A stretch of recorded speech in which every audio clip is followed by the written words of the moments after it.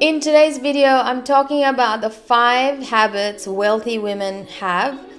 And this is something that I want you to consider if you are looking to hit that level of success where you have time freedom, location freedom, you are able to grow and contribute to the best of your ability, and that you have love and connection in your life. Hey, my name is Supriya and I'm an entrepreneur and self-mastery coach, and on this channel I share with you how to overcome your barriers to have the life and business that you love. Every week I share one episode on this channel on every Sunday, so hit the subscribe or notification bell so you don't miss on the episodes.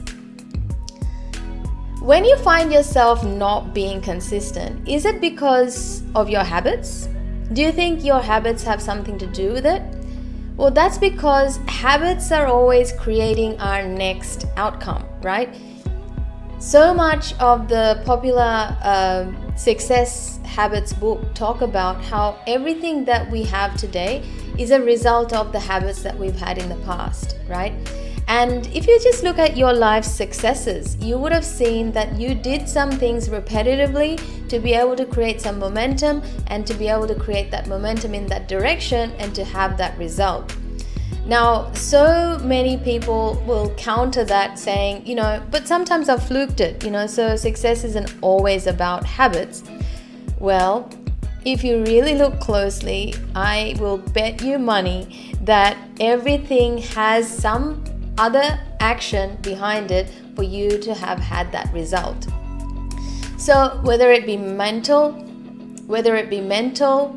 physical, emotional, right, or spiritual, you have put in some sort of effort to be able to create that result that you have.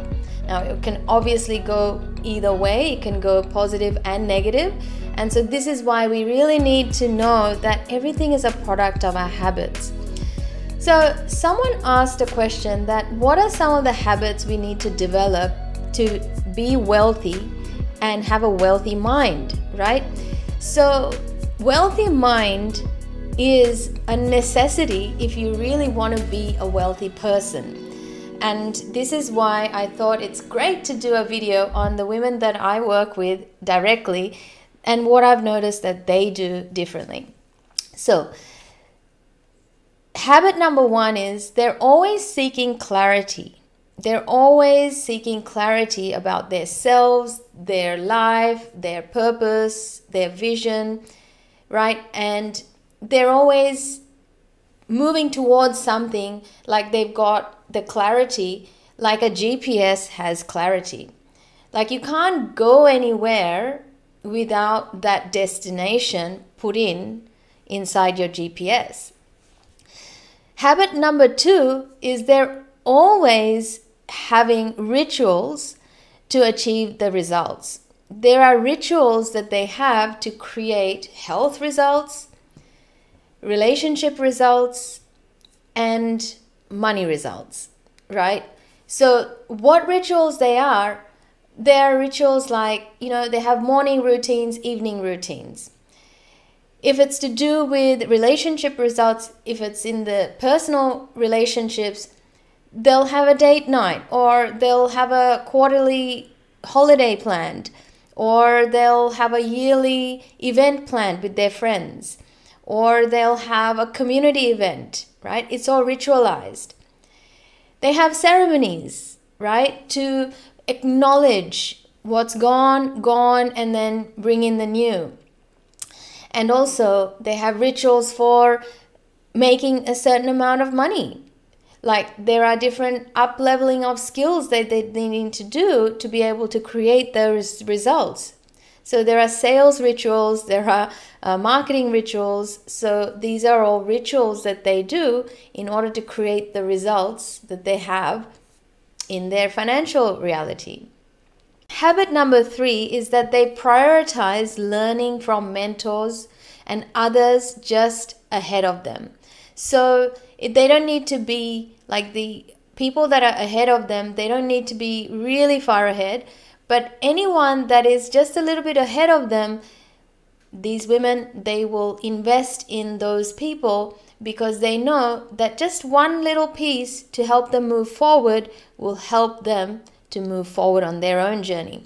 So they always prioritize learning from people that are just a little bit ahead of them, so that it's very relevant and keeps them motivated to move forward.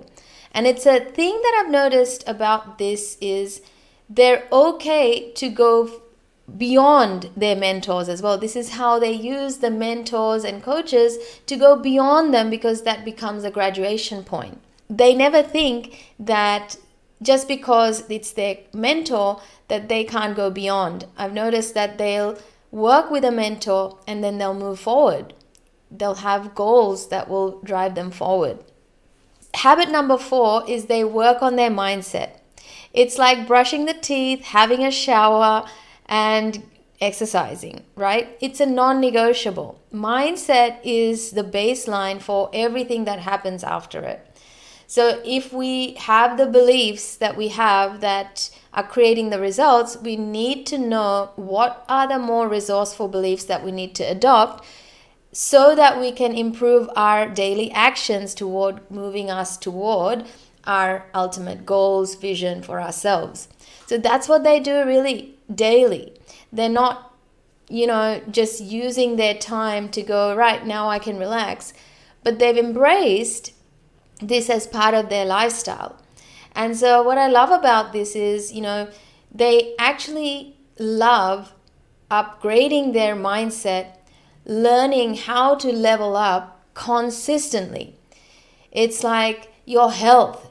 Every day your cells need you to care for them, so in some way or form, and it's a non-negotiable. And last one is that they invest in healing. When you think about healing, some of us might have some ideas around it, but what I've noticed with my mentors is that they have partnered with, naturopaths, Ayurveda practitioners, TCM practitioners, EFT practitioners, kinesiologists, aromatherapists, Bowen therapists, right? They just throw everything at it because they realize that healing means you become more and more aware of what is currently, there with you. And what it's all about for them is healing will help us release or transmute what we need to from what we are already holding on to, because what we hold on to can either become something that empowers us or disempowers us. But if it's not in our own awareness and we don't find a way to transmute it, then it's going to hold us back. What are some of the habits that you would like to take away from these 5? I'll repeat them again. Wealthy women are always seeking clarity, and they have clarity. Like a GPS, they strive to have crystal clarity about where they're heading, long-term and short-term.